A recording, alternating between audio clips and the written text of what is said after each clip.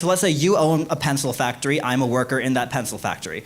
You can have all the machinery, you can buy all the raw materials you want, but without me, and presumably many others like me, to assemble the pencils, all you would have is a pile of wood, yellow paint, graphite, rubber, and aluminum. Okay. That would be worth, and that is worth less than the pencil when you try and sell it. And yet, all of that value added by labor, apart from the wages that you give me, which if we're being honest, there is a major power imbalance in our ability to negotiate that. If all that putting the pencil together requires is basic use of your prefrontal cortex, then yes, your labor is alienable at lower rates than if you are a doctor.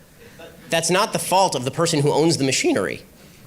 But if you didn't have workers like me and your pencil factory, and you were just one man. But I do. I have millions of people who are willing to do that voluntarily for me.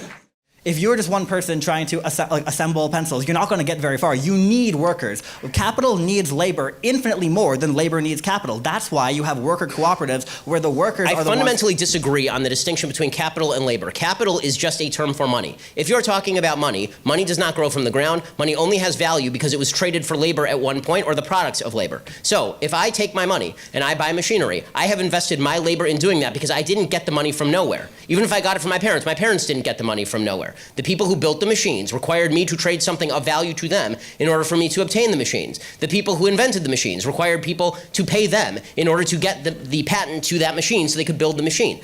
The problem that I'm seeing in what you're saying is you have still failed. If what you're talking about is a system of voluntarism, you still have not named any area in which we disagree, and yet you're telling me that you're a socialist and I'm a free marketer. So one of us has got this wildly wrong, and I'm pretty sure it's not me.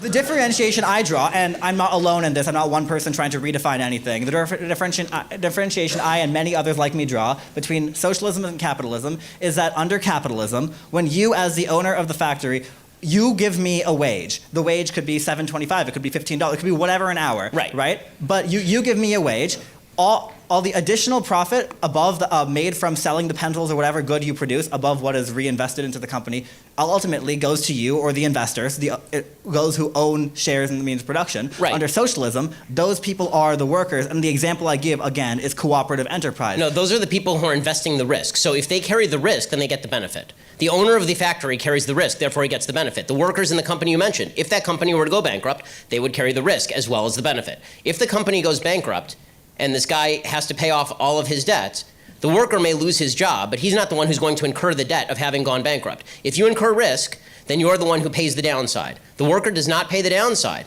Okay, it is the investor who pays the downside, who invested in all the machinery, who sunk millions of dollars into making your labor productive. Because guess what? Your labor is without that machinery.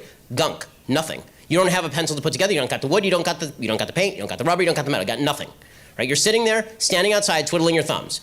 It required somebody to invest. Who do you think put more in? The guy who spent millions of dollars buying all the machinery, leasing the place, making sure there was a management structure, doing the LLC formation, making sure all the tax code was in compliance, or you standing outside because you can stick a piece of graphite into a piece of wood?